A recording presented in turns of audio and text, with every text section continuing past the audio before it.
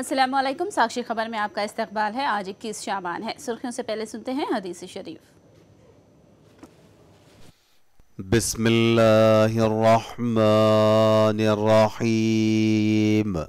हुजूर अकरम सल्लल्लाहु अलैहि वसल्लम ने इरशाद फरमाया, क़यामत के दिन मुझसे करीब तरीन मेरा वो उम्मती होगा जो मुझ पर ज्यादा दरूद भेजने वाला होगा। और अब सुर्खियां। रेवंत समेत तीनों मुल्जिमीन की पुलिस तहवील खत्म। कस्टडी रिपोर्ट पेश। 15 अफराद के नाम शामिल। जगनमोहन रेड्डी दिल्ली पहुंचे। नोट के बदले वोट स्कैम के खिलाफ जगन करेंगे सदर जमहूरिया से मुलाकात। एपी के काबीना इजलास में हुआ एसीबी महकमे को असर 9 मुनज़्ज़म करने पर गौर। बाबू करेंगे दिल्ली का दौरा। शर्मिला ने नलगुना में शुरू की ताज़ियती यात्रा। वायएसआर के सदमे से हलाक होने वाले अफराद के लवाहिकीन से की मुलाकात। और अब तफसील। सबसे पहले एक ज़रूरी ऐलान। साक्षी इंतज़ामिया ने अवामी इसरार के पेश नज़र उर्दू खबरनामा साक्षी खबर के साबिक़ वक्त 5:30 बजे शाम को बहाल करने का फैसला किया है, जिसकी रूह से कल से उर्दू न्यूज़ बुलेटिन 5:30 बजे शाम नशर किया जाएगा।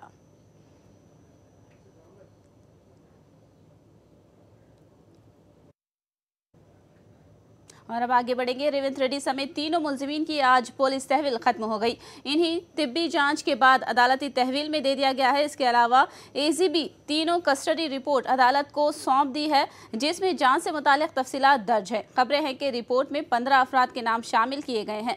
तीनों मुल्जिमीन के घरों के सीसी फुटेज भी हासिल किए गए हैं। इसके अलावा एसीबी ओहदेदार नामजद MLA स्टीफनसन का बयान रिकॉर्ड करने के लिए कोर्ट से इजाज़त भी तलब करेंगे। रेवंत रेड्डी समेत तीनों मुल्जिमीन की पुलिस तहवील खत्म।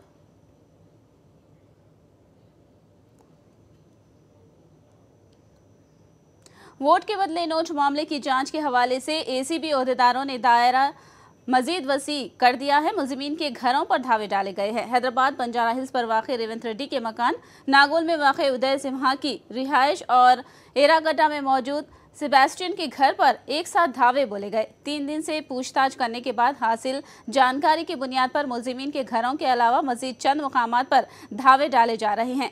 एसीबी DSP सुनीता रेड्डी की क़ियादत में सुबह 4:30 बजे से धावे डाले गए। रेवंत रेड्डी के अराकीन खानदान से भी एसीबी ओहदेदारों ने पूछताछ की है।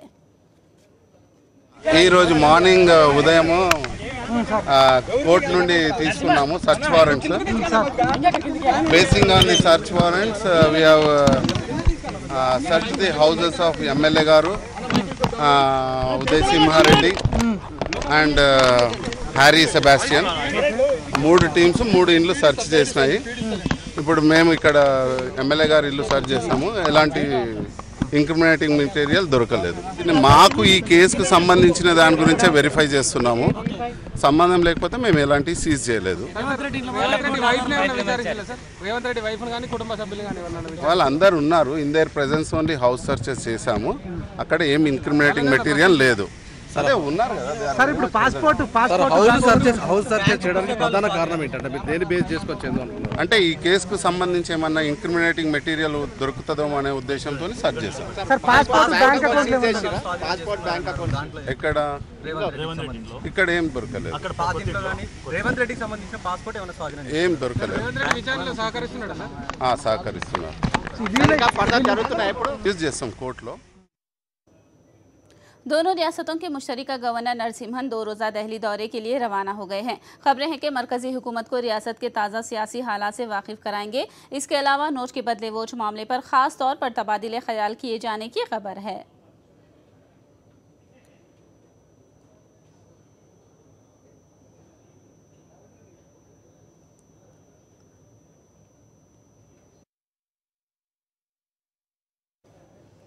वासर कांग्रेस पार्टी के सदर जगन मोहन रेड्डी आज शाम 6:30 बजे सदर जमहूरिया प्रणब मुखर्जी से मुलाकात करके उन्हें नोट के बदले वोट स्कैम की सूरत हाल से वाकिफ करवाएंगे। जगन सदर जमहूरिया को एक तहरीरी याददाश्त हवाले करेंगे और इस याददाश्त के जरिए ये बताएंगे कि तेलंगाना में एमएलसी इंतखाबात के लिए तेलुगु देशम की जानिब से किस तरह एमएलए को खरीदने की कोशिश की गई और किस तरह भारी रिश्वत की पेशकश की गई। जगन सदर जमहूरिया को इस बात से भी आगाह करेंगे कि एक वजीर आला के ओहदे पर रहते हुए चंद्रबाबू नायडू ने इस स्कैम में किस तरह अपना रोल निभाया है। जगन मोहन रेड्डी जो आंध्र प्रदेश के कायदे अपोजिशन हैं, वो पार्टी के एक वफ्द के साथ दिल्ली पहुंचे हैं। जगन मरकजी वजीर दाखिला राजनाथ सिंह से भी मुलाकात करके उन्हें नोट के बदले वोट स्कैम में तेलुगु देशम के एमएलए रेवंत रेड्डी और वजीर आला चंद्रबाबू नायडू की वीडियो और ऑडियो टेप के बारे में वाकिफ करवाएंगे।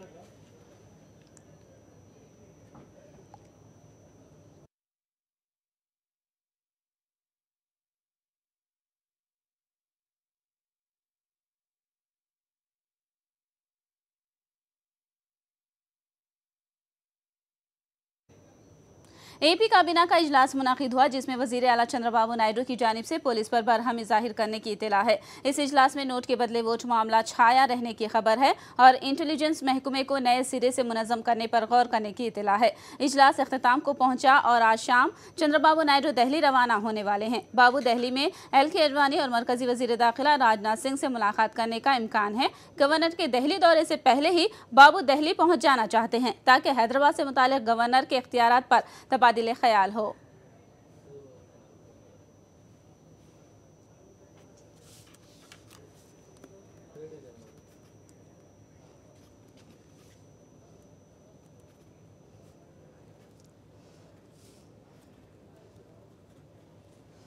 काबीना इजलास के बाद वाई रामकृष्ण मीडिया से बात कर रहे हैं। आंध्र प्रदेश कैपिटल का आंध्र प्रदेश की संबंधिंचिनటువంటి ప్రభుత్వం ఇక్కడ పనిచేయడానికి కూడా సెక్షన్ 8 చాలా స్పష్టంగా చెప్తూ ఉంది। ఇక్కడ పనిచేస్తున్నటువంటి ఆంధ్రప్రదేశ్ ప్రభుత్వానికి ఫుల్ సెక్యూరిటీ కానీ పర్సనల్ లిబర్టీ కానీ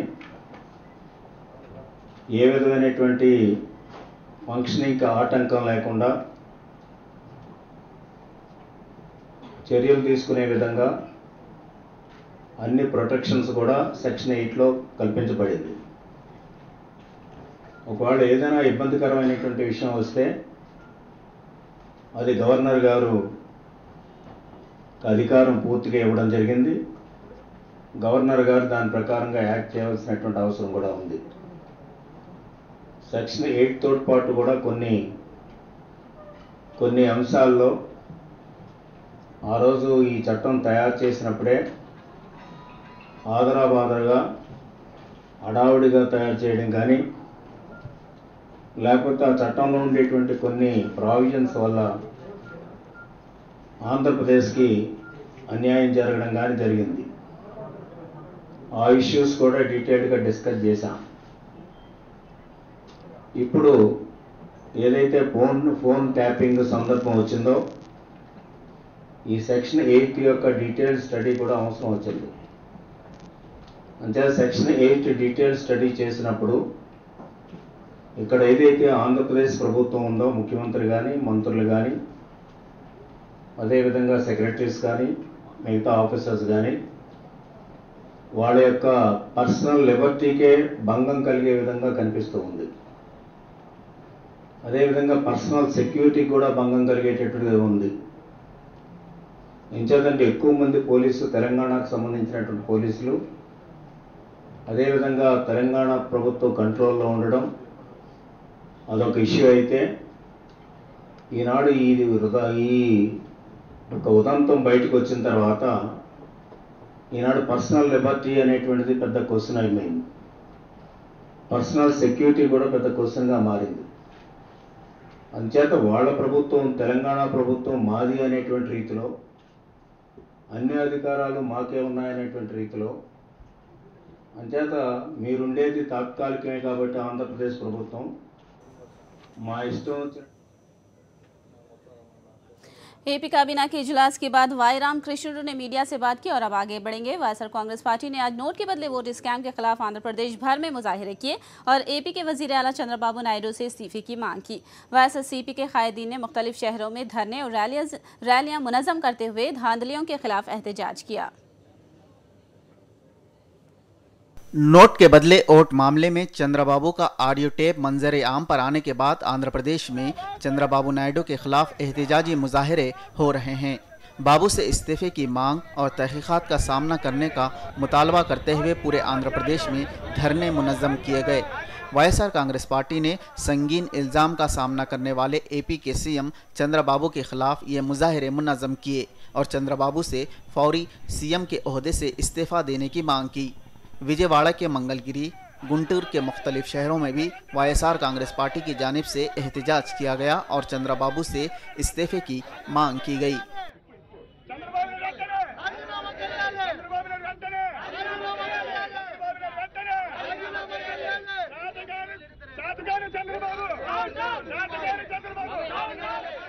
वाईएसआर कड़पा जिले में भी एहतजाज हुआ। वाईएसआर कांग्रेस पार्टी के कायदीन ने कलेक्टर के दफ्तर के रूबरू धरना देते हुए एपी के वजीर आला चंद्रबाबू नायडू से इस्तीफा मांगा। वाईएसआरसीपी के कायदीन ने कहा कि नोट के बदले वोट मामले में चंद्रबाबू का मुलविस होना उनकी दयानतदारी के दावों को गलत साबित करता है।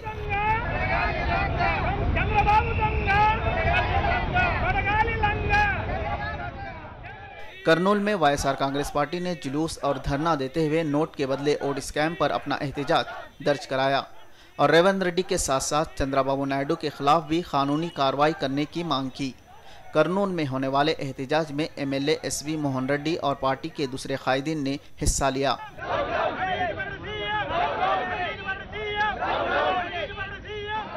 तिरुपति में भी वाईएसआर कांग्रेस पार्टी की जानिब से तेलुगु देशम के सदर के खिलाफ एहतजाज किया गया।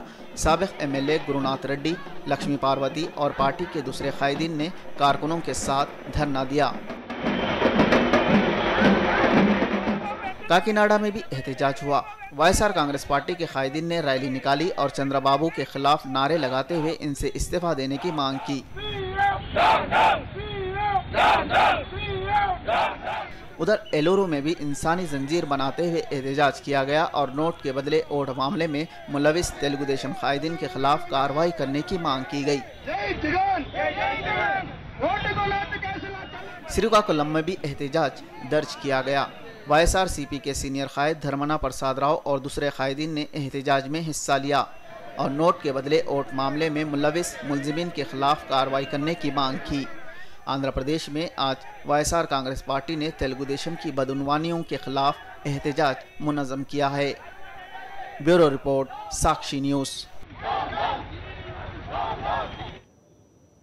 वोट के बदले नोट मामले में चंद्रबाबू नायडू को अखलाकी जिम्मेदारी कबूल करते हुए वजारत आला के ओहदे से इस्तीफा देना चाहिए। सीपीआई सेक्रेटरी चारा वेंकट रेड्डी ने करीमनगर में ये बात कही। उन्होंने कहा कि एमएलसी इंतखाबात की वजह से दोनों रियासतों में इख्तिलाफ राय पैदा हो गया है। चारा ने कहा कि वोट के बदले नोट मामले में वाज़ेह हो चुका है कि चंद्रबाबू ही असल साजिशी हैं। सीपीआई ने चंद्रबाबू नायडू को मशवरा दिया कि वो खुद को बेकसूर साबित करें। ఒక ముఖ్యమంత్రిగా స్థాయిలో ఉన్నటువంటి చంద్రబాబు నాయుడు నేను అవినీతి వ్యతిరేకం, చాలా అడ్మినిస్ట్రేషన్ చేస్తాను, పరిపాలన దక్షుణ్ణి అని అనేకసార్లు చెప్పుకున్నాడు. ఇప్పుడు ఆయన తేల్చుకోవాల్సిన అవసరం వచ్చింది. ఆయన నైతిక విలువలను పాటించి రాజీనామా చేయడం ఒక మార్గం. లేదు నాకు నైతిక విలువలు లేవు అంటే ప్రజల నుంచి మాత్రం తిరస్కారం మొదలుగా తప్పదు. అందుకని సిపిఐ పార్టీ చంద్రబాబు నాయుడిని మేము డిమాండ్ చేస్తూ ఉన్నాం. మీరు నిజంగానే ఇవాళ నాకేం సంబంధం లేదని మీరు చెప్పడానికైతే ఈ అన్ని మీడియాలో అన్నిట్లలో వచ్చినటువంటి ప్రసార సాధనాల ఆధారంగా ట్యాపింగ్ ఎవరు చేసినా ఎందుకు చేసినా దాని మీద చర్యలు వేరు. కానీ మీరు రేవంత్ రెడ్డి లాగా మీరు కూడా మాటలో దొరికిపోయినారు. మీ వాయిస్ దొరికిపోయింది. మీ వాయిస్ దొరికిపోయిన తరుణంలో మీరు ఇంకా మీనమేషన్ లెక్క పెట్టకుండా తక్షణమే మీరు నైతిక విలువలు పాటించి రాజీనామా చేయడం సమంజసంగా ఉంటుందని సిపిఐ కోరుతున్నది, ఇతో పలుకుతున్నది. नोट के बदले वोट खरीदने के उसूलों के हामी चंद्रबाबू नायडू से वायएसआर कांग्रेस कायदीन ने इस्तीफे का मुतालबा किया है। सिकंदराबाद में पार्टी कारकुनों ने अनोखे अंदाज में एहतजाज किया। चंद्रबाबू नायडू के कटआउट्स को जुलूस की शक्ल में मेट्रोगुड़ा चौरास्ते पर लाया गया, फिर यहां कटआउट्स पर अंडे और टमाटर बरसाए गए। वायएसआर कांग्रेस के कायदीन ने हैरत जाहिर की कि एक एमएलसी नशिस्त के लिए 5 करोड़ की पेशकश करने वाले बाबू ने 2014 के इंतखाबात में कितना खर्च किया होगा। चंद्रबाबू नायडू की बदउनवानियों का सीबीआई के जरिए जांच करवाने का मुतालबा किया। ఒక ఎమ్మెల్సీని కొననీకి 5 కోట్ల రూపాయలు ఇయ్యనికి సిద్ధమైన చంద్రబాబు నాయుడు గారు 2014లో అసెంబ్లీ ఎలక్షన్స్ గెలవనీకి ఎన్ని డబ్బులు ఖర్చు పెట్టాడో అది దయచేసి మేము కేంద్ర ప్రభుత్వాన్ని విజ్ఞప్తి చేస్తున్నాం। సిబిఐ విచారణ చేయించాలి, బాబు గారు వెంటనే గద్దె దించాలి। ఎందుకంటే అంత అవినీతి పరుడు ఆంధ్రప్రదేశ్ ముఖ్యమంత్రి ఉంటే చాలా సిగ్గుచేటది। మరి అక్కడ ప్రజలు అంత ఇబ్బంది పడుతుంటే డాక్రా మహిళలకు లోన్లు ఇస్తారని చెప్పడం జరిగింది, రైతుల రుణాలు మాఫీ చేస్తారని చెప్పడం జరిగింది। ఆయన ఎలక్షన్లు హామీ చేసి ఆయన పక్కకు పెట్టి ఇక్కడ తెలంగాణలో రాజకీయం చేస్తున్నాడు, ఇది కరెక్ట్ కాదు। అక్కడ ఇబ్బంది లేదు, డబ్బులు లేదని ఇబ్బంది జరుగుతుంటే ఇక్కడ ఒక ఎమ్మెల్సీలు కొనడానికి 5 కోట్ల రూపాయలు ఇవ్వడం ఎక్కడ దాకా కరెక్టో ఒక్కసారి ఆలోచన చేయాలి। अदाकारी में चंद्रबाबू नायडू आंजीहानी एनटीआर को भी पीछे छोड़ रहे हैं। वायएसआर कांग्रेस लीडर बोसा सत्यनारायण ने ये रिमार्क किया। उन्होंने इल्जाम लगाया कि वजारत आला के ओहदे पर फायज रहकर चंद्रबाबू नायडू बदउनवानियों के मुर्तकब हो रहे हैं। उन्होंने सवाल किया कि जिस रियासत का वजीर आला बदउनवान हो जाए उस रियासत का क्या हाल होगा। बोसा ने वायएसआर कांग्रेस के दफ्तर में कहा कि नोट के बदले वोट मामले में बाबू का रोल वाजे नजर आ रहा है। మహిళలకు వచ్చి రుణమాఫీ చేస్తాను, అది ఎక్కడా కనిపించట్లేదు। ఇచ్చిన మాట నిలబెట్టుకోకుండా ఆ కార్యక్రమాన్ని చేసిపోయింట ఒక ఎమ్మెల్సీ పదవి కోసం పక్క రాష్ట్రంలోనూ ఎన్నికలు జరుగుతుంటే రాజకీయ పరంగా నువ్వు అప్పచెప్పుకుని ఈ కార్యక్రమం చేసుకో, కానీ ముఖ్యమంత్రి స్థాయిలో ఉంటూ ఈ కార్యక్రమాలు చేస్తుంటే అది ఏమవుతుంది ఆలోచన చేస్తుంటే ఈ రాష్ట్రం ఎటుపోతుందో ఎక్కడికి పోతుందో ఆలోచన లేదు। ఏమనంటే ఆయన చూస్తాం స్వతంత్ర ప్రతిపత్తి ఉన్నది నాకు అని అడుగుతున్నాం। అసలు ఏంటి భాష? స్వతంత్ర ప్రతిపత్తి ఏంటి? ప్రజాస్వామ్యంలో అందరికీ హక్కు ఉంది, స్వతంత్ర ప్రతిపత్తి నీకు స్వతంత్ర ప్రతిపత్తి ఉండడం ఏంటి? మన అంతర్భాగం ఇది దేశంలో। ఇది ఏమైనా ఆంధ్రప్రదేశ్ ఏమైనా ఒక ప్రత్యేకమైన రాష్ట్రమా, తెలంగాణ ఏమైనా ప్రత్యేకమైన దేశమా, లేదా ఆంధ్రప్రదేశ్ ఏమైనా ప్రత్యేకమైన దేశంలో? ఇవి 2 దేశాలు, ఇవి కాదే, ఇవి 2 రాష్ట్రాలు। ఈ ఫెడరల్ వ్యవస్థలో మన ప్రతిదానికి రాజ్యానికి కట్టుబడి ఉండాలి, చట్టానికి లోబడి ఉండాలి, ఏమైనా చట్టపరంగా ఆ కార్యక్రమాలు చేసుకోవాలి। అంతేగాని వీధి పోరాటాలు ప్రజా పోరాటాలు చేసుకుంటూ ప్రజలను రేకెత్తడానికి ఎవరిచ్చారు నీకు హక్కు? వర్మేషాలకు పెంచడానికి మీకు ఎవరిచ్చారు హక్కు? విద్వేషాలు రగల్చడానికి ఎవరిచ్చారు నీకు హక్కు? ముఖ్యమంత్రి స్థాయి వాడే ఇలాంటి నీచమైన కార్యక్రమాలు చేస్తుంటే మన ప్రజలకి ఏ విధమైన సందేహం ఇవ్వబోతున్నావు? నీ సహచరులకి ఏ విధమైన కార్యక్రమం నెరవేర్చబోతున్నావు? అధికారులకి ఏ విధమైన దిక్సూచి ఇవ్వబోతున్నావు, చెప్పబోతున్నావు? ఎక్కడా లేదు। చాలా దురదృష్టం। ఈరోజు అందుకే రాష్ట్ర వ్యాప్తంగా వైఎస్ఆర్సీపీ పార్టీ దీన్ని ఆందోళన చేస్తుంది। పెద్ద ఎత్తున ప్రతి జిల్లాలో కూడా వచ్చి ప్రజలతో వారి ఆగ్రహాన్ని ఇవాళ వచ్చి బయటికి వెళ్ళబోచ్చారు।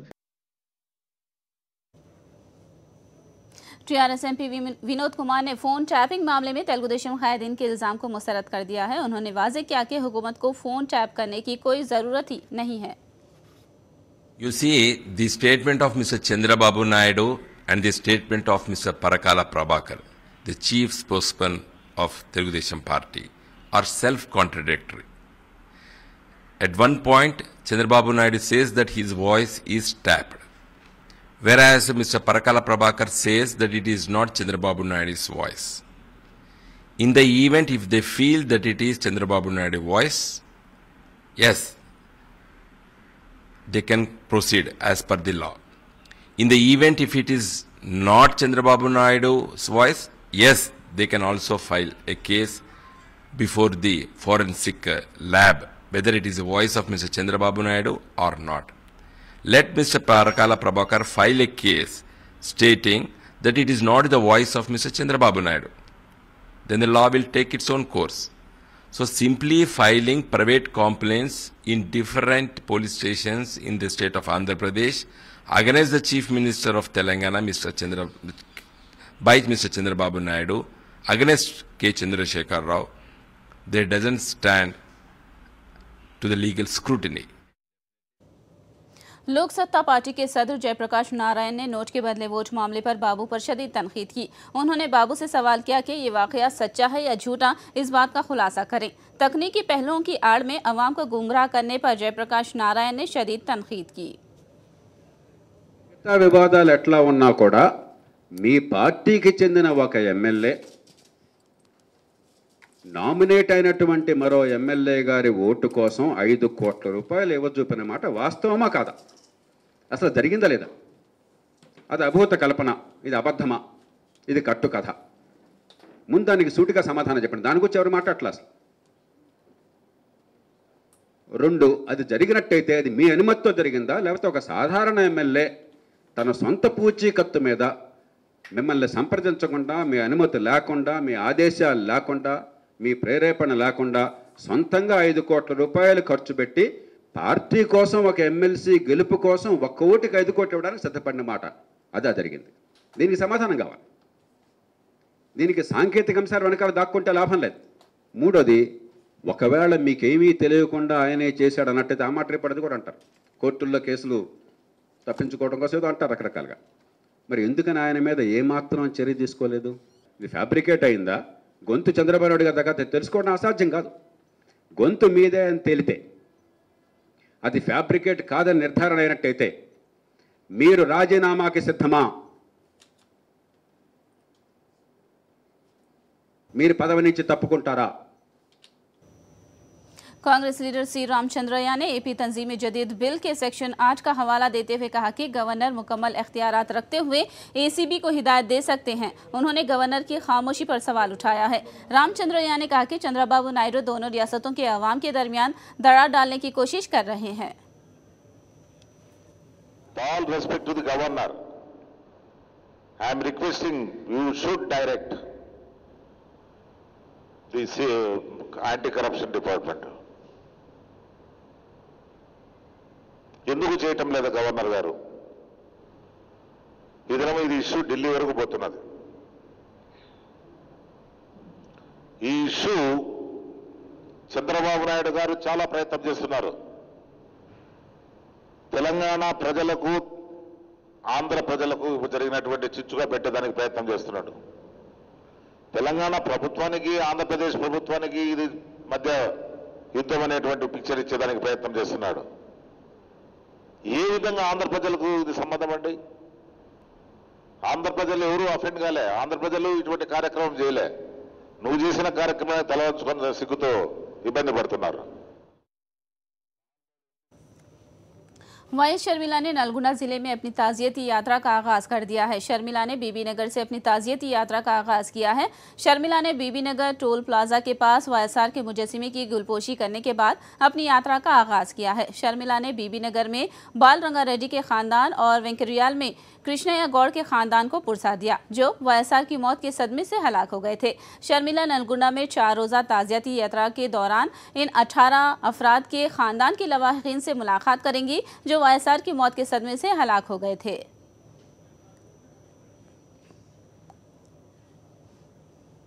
आंध्र प्रदेश की इंटरमीडिएट इम्तिहानात के पर्चों की जांच में धांधलियों और खुर्द-बुर्द करने का इल्जाम लगाते हुए एहतजाज किया गया। पीडीएसयू और दूसरी तंजीमों ने विजयवाड़ा में इंटरमीडिएट दफ्तर के सामने धरना दिया और धांधलियों में मुलविस असल खातियों के खिलाफ कार्रवाई करने की मांग की। धांधलियों की शिकायत प्रकाशम, गुंटूर और कृष्णा में से मिली है। ఒంగోలు ప్రతిభా జూనియర్ కాలేజీ వాళ్ళు ఒంగోలులో ఉన్న డిఆర్డిసి సెంటర్ని ఇన్ఫ్లుయెన్స్ చేసుకొని అక్కడి నుంచి వాళ్ళ ఆన్సర్ పత్రాలు ఎక్కడికి వెళ్తున్నాయో తెలుసుకొని విజయవాడ, విశాఖపట్నంలో ఉన్న కేంద్రాలకి పెద్ద ఎత్తున డబ్బులు ఎరవేశారు. ఇక్కడున్న అధికారులు అవినీతికి పాల్పడి వారు పంపించిన జవాబుల పత్రాలకి మార్కులు ట్యాంపరింగ్ చేసి వాళ్ళకి మొదటి 1, 2, 3 ర్యాంకులు ఆ కాలేజీకే వచ్చాయి. దీని మీద పేరెంట్స్ రీవాల్యుయేషన్కి వెళ్తే ఈ వ్యవహారం అంతా బట్టబయలైంది. కానీ ఇక్కడ ఇదే సందర్భంలో విజయవాడ సెంటర్లో 5 లెక్చరర్స్ వాల్యుయేషన్కి హాజరు కాకపోతే వాళ్ళ పేరుతోటి హాజరైనట్టు బిల్లుస్ క్లెయిమ్ చేసుకొని డబ్బులు డ్రా చేసుకున్నారు. లక్షలాది రూపాయల అవినీతికి పాల్పడ్డారు. ఇక్కడ మేము ప్రభుత్వాన్ని పీడీఎస్గా ఏం డిమాండ్ చేస్తా ఉన్నామంటే, ఈ అవినీతికి పాల్పడిన ఆర్ఐఓ కానీ ఇతర అధికారులు కానీ మీరు కఠినమైన శిక్షలు విధించాలి, సస్పెండ్ చేయాలి ముందు. दमा के मरीजों में मछली की दवा खिलाने का हैदराबाद के नुमाइश ग्राउंड में कल से आगाज हुआ। हजारों अफराद को कल रात दवा खिलाई गई। आज दूसरे दिन भी दवा खिलाई जा रही है। बथनी ब्रदर्स की जानिब से मरीजों में दवा खिलाई जा रही है। मुख्तलिफ शहरों से लोग दवा खाने के लिए हैदराबाद का रुख कर रहे हैं। दवा खिलाने के लिए वसी इंतजामात किए गए हैं। ఏర్పాట్లు గిట్ట బాగానే జరుగుతున్నాయి। ప్రతి సంవత్సరం జరిగిన మాదిరిగానే ఈ సంవత్సరం కూడా ఏర్పాట్లు గిట్ట అన్ని బాగానే చేస్తున్నారు। పోలీస్ యంత్రాంగం కూడా బాగానే చేస్తుంది। ఇక్కడ ఎగ్జిబిషన్ సొసైటీ వాళ్ళు కూడా ముందు నుంచి వచ్చి ఇక్కడ ఎవరైతే వాళ్ళ చుట్టాలు లేకుండా ఎవరు ధనవంతులు ఉండి హోటళ్లలో ఉండకుండా ఇక్కడ బీద వాళ్ళు వచ్చిన వాళ్ళు ఇక్కడే ఉండి ఇక్కడ వాళ్ళ గురించి షెడ్లు ఏర్పాటు చేసి వాళ్ళ గురించి చెట్ల ముందు కూడా పడుకునేందుకు ఏర్పాటు చేశారు। అది కరీంనగర్ డిస్ట్రిక్ట్ మహాదేవ్పూర్ మండలం నుంచి వచ్చాను। ఇది 2 ఇయర్స్ నుంచి చేసుకుంటున్నాను అండి। ఇది 2వ సంవత్సరం కానీ మంచి రిజల్ట్ ఉందండి। పోయినసారి కంటే ఈసారి అన్ని సవతులు వసతులు అన్నీ కరెక్ట్ ఉన్నాయండి। చాలా వాటర్ ఫెసిలిటీస్, పోయినసారి వాటర్ కొంచెం ఇబ్బంది ఉండే, ఈసారి అన్నీ సక్రమంగా జరిగినాయండి। రిజల్ట్ అయితే చాలా బాగుంది। స్టార్టింగ్లో అసలు మాకు ఎన్ని హాస్పిటల్స్కి వెళ్ళినా ఎక్కడికి వెళ్ళినా ఏమీ అసలు క్యూర్ అవ్వట్లేదు। టాబ్లెట్స్ వాడినప్పుడు బాగానే ఉండేది కానీ అసలు ఏం తగ్గలేదు। ఇక్కడికి వచ్చిన 1 ఇయర్లోనే మాకు బాగా రిజల్ట్ వచ్చింది కాబట్టి మేము ప్రతి ఇయర్ వస్తూనే ఉన్నాం। ఇంకా బాగానే ఉన్నాయి। పోలీస్ వాళ్ళు కానీ, ఫుడ్ కానీ, వాటర్ ప్యాకెట్స్, మెడిసిన్స్, ఇంకా డాక్టర్స్ చాలా బాగుంది। बिहार के पालामू जिले में होने वाले इनकाउंटर में 12 मुश्तबा नक्सली हलाक हो गए हैं। ये वाक़या सदर मुकाम रांची से 140 किलोमीटर दूर बकोरिया गांव में रात 2:30 बजे पेश आया। पुलिस ने बताया कि एक महिंद्रा स्कॉर्पियो में मुश्तबा नक्सलियों के घूमने की इतला पर पुलिस ने कार्रवाई की। पुलिस का दावा है कि मुश्तबा नक्सलियों को कार से उतरने के लिए कहा गया तो पुलिस पर फायरिंग की गई। पुलिस की जवाबी फायरिंग में मुश्तबा नक्सली हलाक हो गए। पुलिस ने दिल्ली के वजीर कानून जितेंद्र सिंह तोमर को जाली डिग्री रखने के इल्जाम में गिरफ्तार कर लिया है। तोमर की गिरफ्तारी की इतला दिल्ली के लेफ्टिनेंट गवर्नर नजीब जंग को दी गई, ताहम इस ताल्लुक से आम आदमी हुकूमत को आगाह नहीं किया गया। तोमर पर धोखाधड़ी, मुजीमाना साजिश और जालसाजी के इल्जाम लगाए गए हैं। आपने तोमर की गिरफ्तारी पर एहतजाज किया और इसे हुकूमत की करप्शन के खिलाफ चलाई जाने वाली मुहिम का रद्द-ए-अमल करार दिया।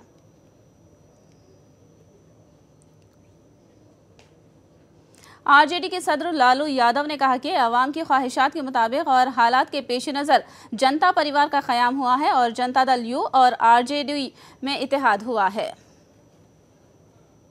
इंतजार बहुत दिन तक देश की जनता ने, बिहार की जनता ने इंतजार किया। लोगों में नाराजगी हो रही थी कि भाई आखिर ये मिल क्यों नहीं रहे हैं लोग। तत्काल विलय नहीं हुआ दलों का तकनीकी कारणों से, तो गठबंधन, महागठबंधन बना के चुनाव लड़ना, तो आखिर क्यों विलम्ब हो रहा है। तो देखो ये सारी बातें लोगों की, जनता का, लोगों का प्रेशर था और हम लोग भी महसूस कर रहे थे कि टाइम निकलते जा रहा है। कोई कारण नहीं था, कोई जीत नहीं था, कोई बात नहीं थी। हम तो अपना पक्ष बहुत पहले स्पष्ट कर दिया था, कल भी किया, ऐसा कोई नेता स्पष्ट नहीं करता। तो हमने ये देखा, लोग बोलता, बहुत सारे अखबार, अंग्रेजी अखबार, फालतू अखबारों में लोग छापते रहता कोई ना कोई कि लालू का कंपल्सन है, राहुल गांधी से मिलिए इसलिए कर दिए। अरे 6 महीना से हम लोग एक्सरसाइज कर रहे हैं इस काम को। जनता परिवार के लोग, मुलायम सिंह को राष्ट्रीय अध्यक्ष, पार्लियामेंट्री बोर्ड का चेयरमैन, और फिर इस चुनाव के बाद विलय का प्रक्रिया तेज हो जाएगा। साक्षी इंतजामिया ने अवामी इसरार के पेश नज़र उर्दू खबरनामा साक्षी खबर के साबिक वक्त 5:30 बजे शाम को बहाल करने का फैसला किया है, जिसकी रूह से कल से उर्दू न्यूज़ बुलेटिन 5:30 बजे शाम नशर किया जाएगा।